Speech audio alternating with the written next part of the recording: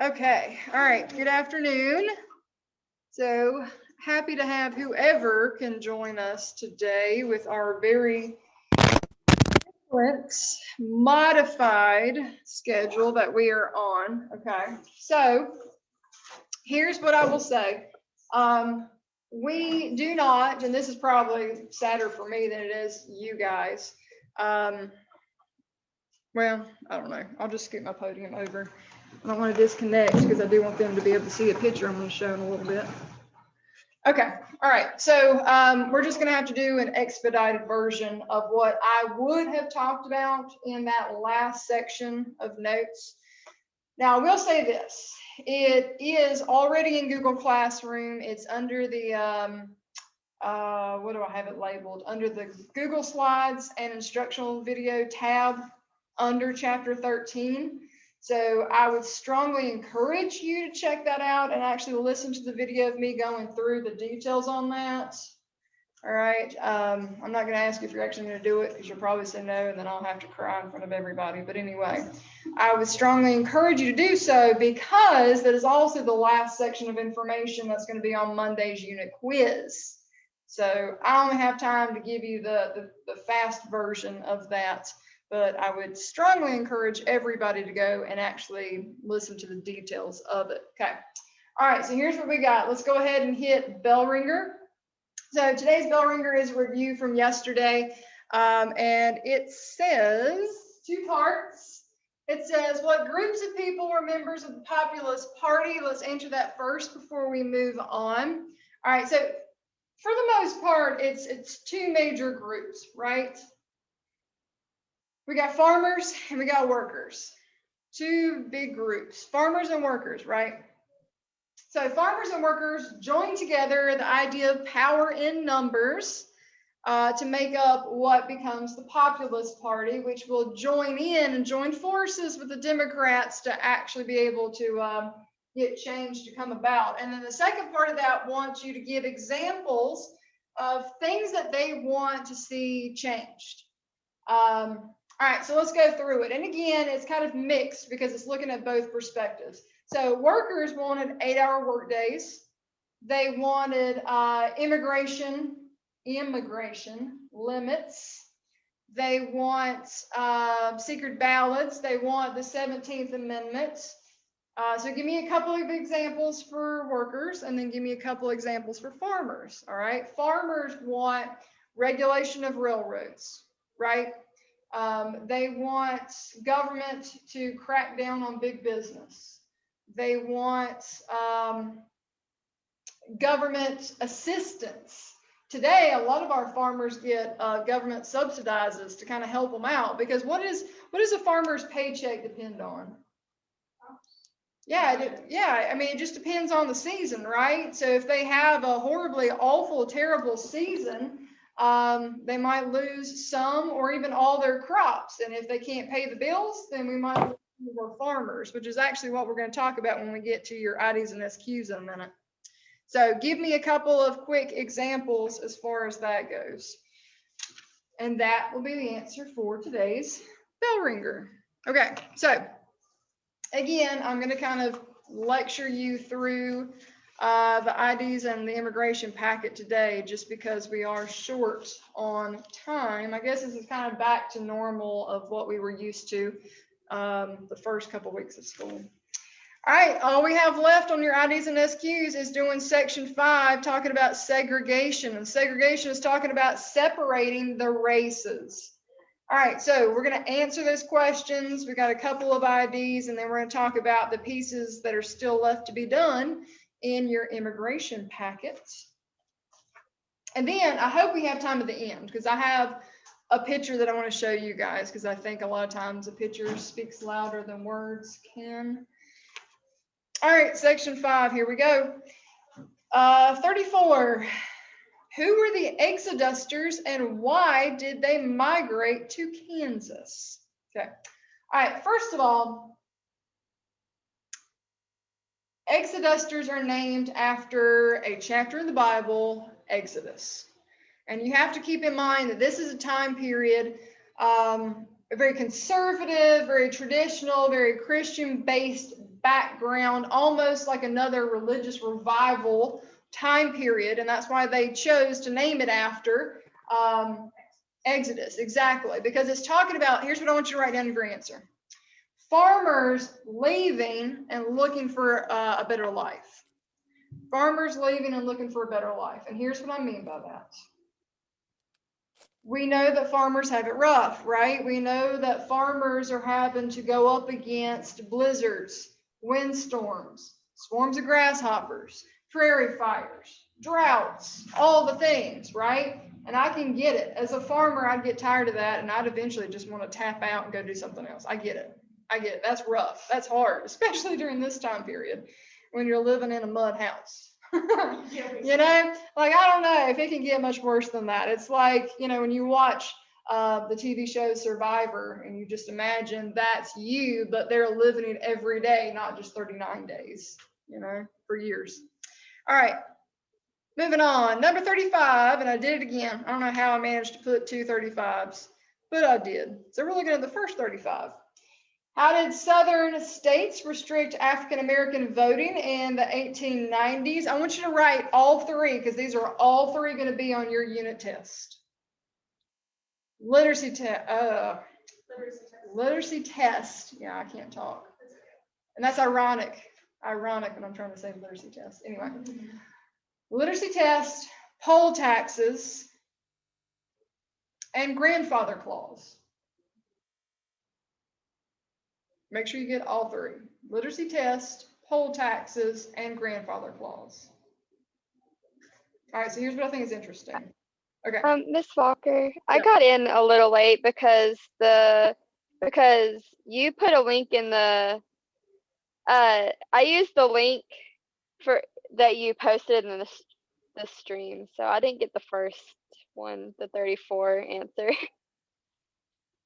All right, is that the only one you're missing? Is just that first question, 34? Yeah, unless you are on the second 35. No. We're on the first 35. Let me keep going and then I'll circle back around. Okay, I'm gonna make myself a note so I won't forget, but I'll circle back around. 35 again, literacy. Yeah, so 35, the first 35 should be literacy test, poll taxes, and grandfather clause. All right, so literacy test means you have to know how to do what? Read and write, exactly. It was based off of the teacher signing it, and it was trick questions.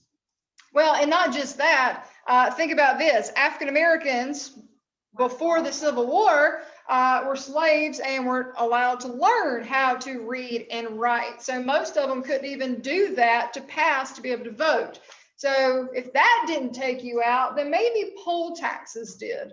Have to pay to vote. Well, think about when the general election is, right? November. And November is right before all the holidays. So do you want to spend what little money you have to go vote, or do you want to spend that money on your family for the holidays, right? Now, if literacy test and poll taxes didn't stop you from voting, then the grandfather clause probably will, which means if your grandfather was a slave, you can't vote. So one of those three is probably going to keep you out from voting if you are an African American during the 1890s. So these are ways that mostly the South, not that it didn't happen in the North, but mostly the South is trying to keep African Americans from being able to express their 15th Amendment right to vote.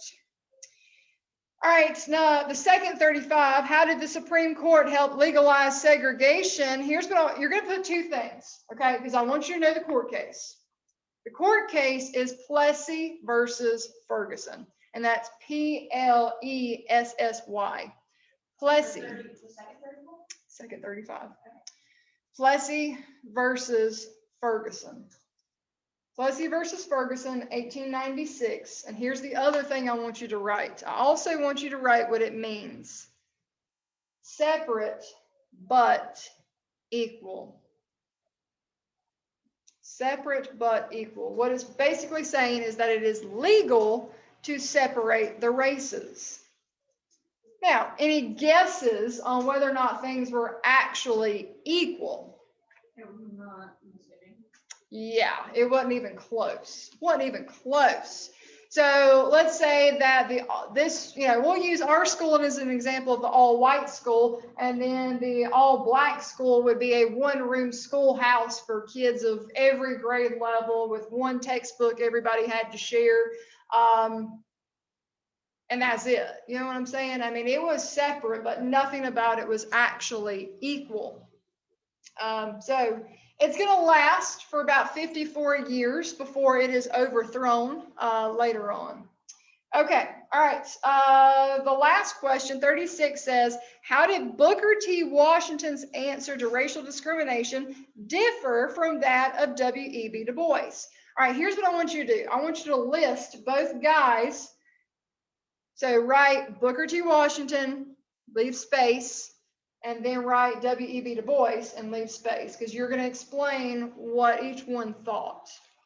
And these are both on your quiz on Monday. So I want you guys to make sure that you know these individuals. Okay. All right. Booker T. Washington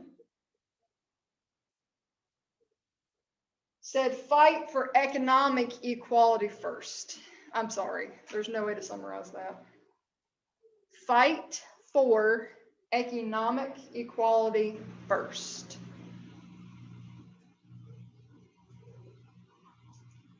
And what he's basically saying is, let's baby step it. Let's find one thing at a time to push for. Let's push for good jobs and good pay, and then we'll fight for the other stuff later.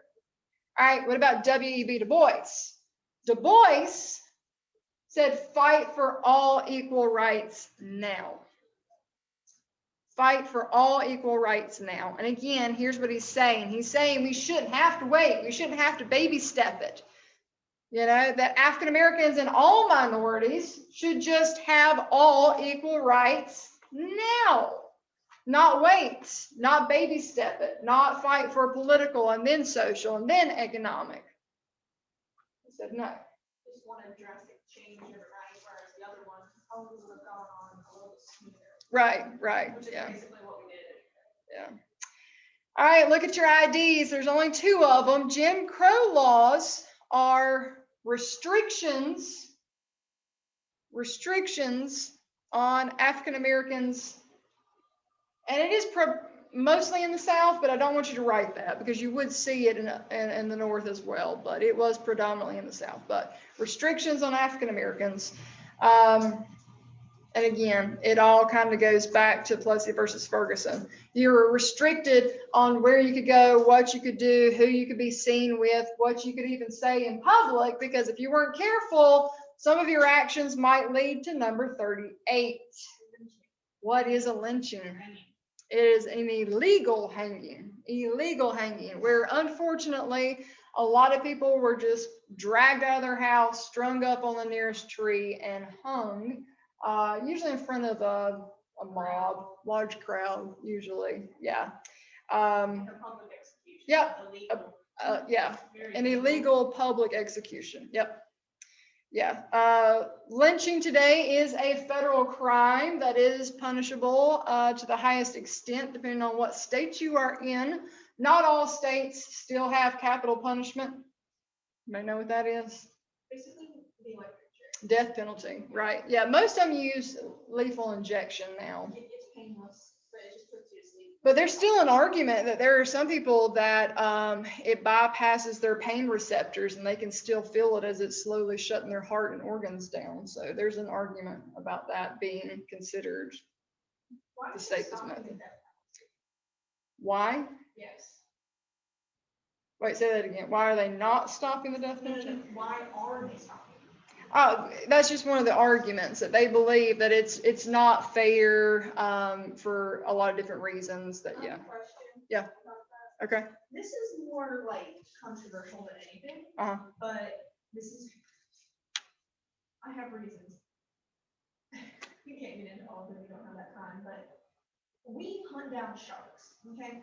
In the ocean, we hunt down sharks. We hunt down animals that have killed people or hurt people, and we kill them. Now, there are laws where, you shouldn't do that. Because, Right. it takes a while for these animals to breed. It takes a while for them to do this. We can't help them breed if they're in captivity. We can't put them into the wild, yada, yada, all that stuff. Yeah. Humans Germans are very, very, very, very, very well taken care of for the most part, especially in countries like America. Right. We can afford to lose a few, and that sounds terrible, but if they are literally not changing their ways and they're doing terrible things to innocent people, what is the problem with the death penalty? Because they are conscious of what they're doing. The animals are the animals. Why are we Yeah, getting rid of the death penalty? I know. I understand the argument completely. I don't mean to be controversial. Yeah, no, I get I'm it. asking questions because I want to know. Yeah, I get it. No, I'm gonna have to table that because I can really get into that. Yeah, hold that because we're actually gonna circle back around it because the death penalty will be taken away and then brought back in 1985. Yeah, so hold on to that. Caitlin, before I forget, I did put the answer to question 34 in the chat for you to kind of speed it up just a little bit. So when you get a second, make sure that you grab that answer. Okay, Did thank anybody, you. you're welcome. Did anybody else need anything repeated before we go to the immigration packet? All right, so I'm going to rush through it too. We don't have long. We got about 15 minutes before the bell rings. I am going to stop before that is up to just do a quick recap and again, check for questions. So immigration packet, there's only a couple of things left in the immigration packet. And then I have an image that I want to show you guys just in case you choose not to go check out the slides and instructional video. All right, so the other day, we, and you guys correct me if I'm wrong, we finished the fill in the blank and then we finished doing the circle graph. Maybe, I mean, just a simple yes or no of the head, maybe, sort of. Did we do the true false for the circle graph? I feel like we did, but you guys can kind of. Yeah, we did the true or false. Okay, fantastic. All right, so here's what we're doing. We've got two things left in the immigration packet. One is the page that has the bar graph, and there's three parts to it. You've got to do the bar graph, and then you have to write the historical event that's happening during that decade. And then part three is answering the true false questions. So here again, and Caitlin, I think we had this conversation the other day, that if you're not able to write on the actual document itself, you can draw it on notebook paper and take a picture of it from there. Let's see. All right, so again, I'm going to kind of speed this up a little bit. You're just going to have to color in the bar graph on your own. We don't have time to spend to do that together, but we will talk about the other pieces. All right, so it says, shade the bar graph to show the number of immigrants who came to the US during each 10-year period from 1820 to 1959. Use the figures at the bottom of the page. So for example, between 1820 and 1829, you only have 129,000 people coming. So you're just barely shading anything in that bottom little square. Okay, that's all you're doing. You're just shading it in. All right, the second part says historical events, economic conditions, and laws passed by Congress have affected the number of immigrants coming to the U.S. Print the following information next to the corresponding numbers above the graph. Number one has been done for you. So it gives you 10 different events. And for example, the first one is on the bar that says 1840 to 1849. And that was the Irish potato famine and German Revolution. Okay. So 2 through 10, you have to write beside the bar that has that same number. For example, number 2, which is above the bar that says 1860 to 1869, you're going to write Civil War. Okay, so you'll have to go back and do those on your own as well. But we're going to knock out the true false. So follow along with me. Let's do the true false together. Or if you've already done it, just double check your answers. Number 1 says Irish and German immigrants came to America seeking religious freedom. Is that true or false? And it's false because number 1 on the information on the events tells you that the Germans came because of a revolution. So it's false. So it's number 1 on the true false. Number 1 is false. All right, number 2 says beginning in the 1880s, most immigrants who arrived in the U.S. were from Southern and Eastern Europe. Is that true or false?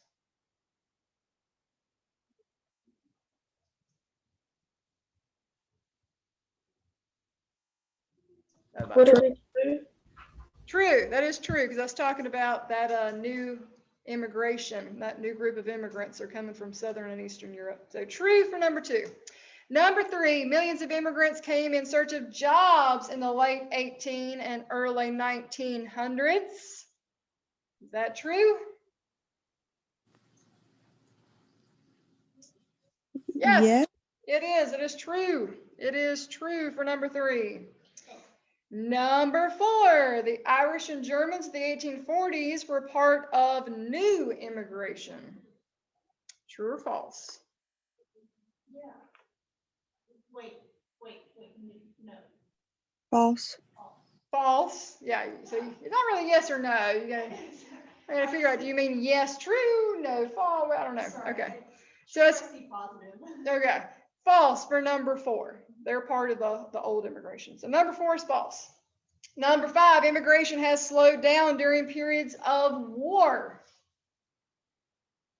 And that is true because for obvious reasons, we are limiting people coming in during times of war. So that's true.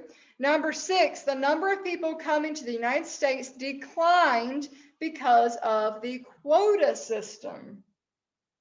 True. That is true. Yes, that is true. Where am I at? Number 7. 7, there were few newcomers during the 1930s because of the shortage of jobs. And that is true because that's during the Great Depression. That is true. Our own citizens can't get jobs during that time period. And number 8, immigration reached a peak in the early 1900s. So yeah, I would say 8 million is a big number. So that is true. That is true for number 8. Okay.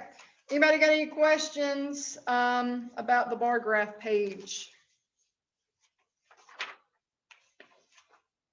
All right, all that is left in your immigration packet is the map exercise and the question at the bottom. So here again, if you can't write on it and you want to use notebook paper, whatever floats your boat, all you have to do is list out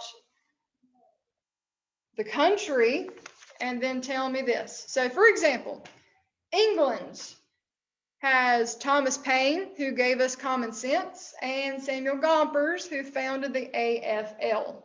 So that's all you got to do. You just list out who they are, where they're from, and what they contributed, what they do that was worthwhile. Okay, don't worry about part 2. All that is labeling New York, Boston, and where Ellis Island is. That's fine. You can skip part 2. I'm not worried about that. Last but not least, we can do the thought at the very bottom. The American Museum of Immigration was built inside the base of the Statue of Liberty. It honors the more than 40 million immigrants who have sought a new life in the U.S. On the outside of the base of the statue, a poem was inscribed that includes these words. Give me your tired, your poor, your huddled masses yearning to breathe free, the wretched refuse of your teeming shore. Send these, the homeless, tempest-tossed to me. I lift my lamp beside the golden door. So just as in your own words, explain the meaning of these lines. So Emma Lazarus is who wrote this poem, and I wish I had the rest of it because it's a beautiful thing.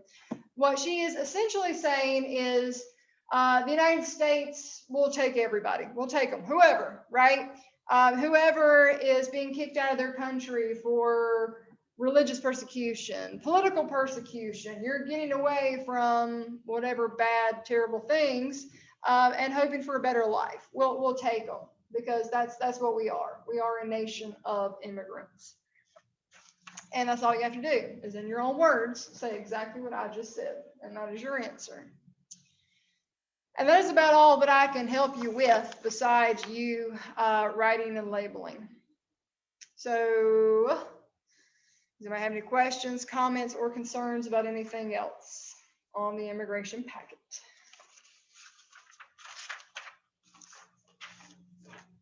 Those last couple of pieces that you do on your own, that shouldn't be time consuming, I wouldn't think anyway. All right, oops, hold on, I didn't mean to do that. Let me see if I can scoot you guys back over. Okay, all right, here's what I do. I want to share my screen and show you the image that I was talking about a minute ago, so we can talk about it before we get ready to call it a day. I did not mean to do that. Hold on.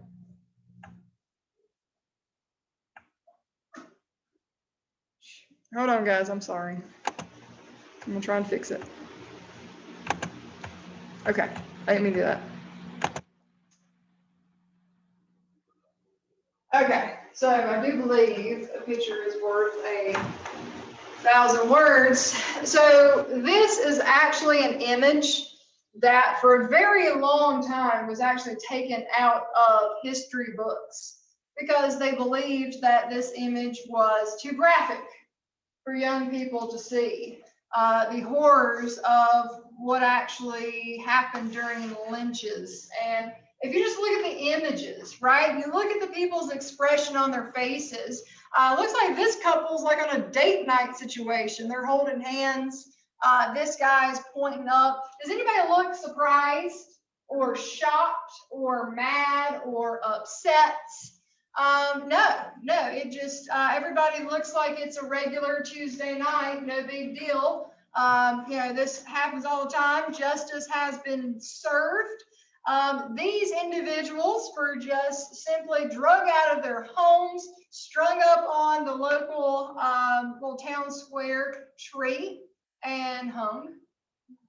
Most likely it was for something minor. They might have said something to somebody that they didn't like. And nobody's going to get in trouble because most likely the mayor and the sheriff is probably also in the crowd somewhere. So nobody's going to get in trouble for this. These individuals' families are probably in the woods waiting for everybody to clear out so they can take their loved ones' bodies down and give them some type of burial.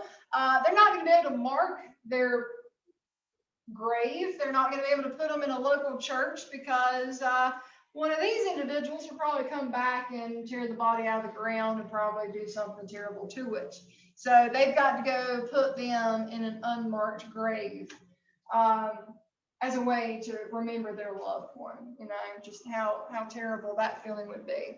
But what makes it just crazy to me that so many people thought that this image was too much for you guys to see anymore, I think is crazy, because I think if you guys can play video games like Grand Theft Auto and go around killing hoes, you know what I'm saying? Like, I think that you can look at these historical images of what is actually happening in real life. That is just my 2 cents. Yeah. So anyway, I'll flip through. This is the page of notes that we would have gone over today, but here again, because of time constraints, I didn't start with it because I figured you wouldn't have time for everything. But here's the big things that'll be on your test on Monday. It'll talk about the literacy test. It'll talk about the poll taxes. It'll talk about the grandfather clause. And these are all the things that stopped African Americans from being able to vote. And when I say African Americans, I mean African American males, because women still don't have the right to vote. Women don't get the right to vote until 1920. But this, unfortunately, was a way to restrict hearing their voice and what changes they want to see brought about politically. Okay. All right, let me see what my time is, because I know I'm probably getting close. Yep, I got 2.5 minutes before the bell. Faith, I know you're not going to have time to get everything, but if you'll go into Google Classroom, it is in that class materials folder. All right, so my Zoom peeps, before the bell cuts you out, Does anybody have any questions, comments, or concerns? Again, the biggest thing is to make sure you turn in your IDs and SQs. Make sure you turn in your immigration packets. Do your bell ringers, especially tomorrow, because that's how I do attendance. And then Monday's Zoom will be in preparation for your unit quiz. Again, I don't like to quiz on a Monday. I'm sorry. That's just how the cookie crumbles this time around. Okay. Yeah, just make sure your name's on it. I'll come grab it. All right, before I say bye, anybody questions, comments, or concerns? Is the test gonna be the same like every other test that we've had before? You mean as far as being in school net? Yeah, Yes, yeah, okay. yeah. All right, guys, have a good one.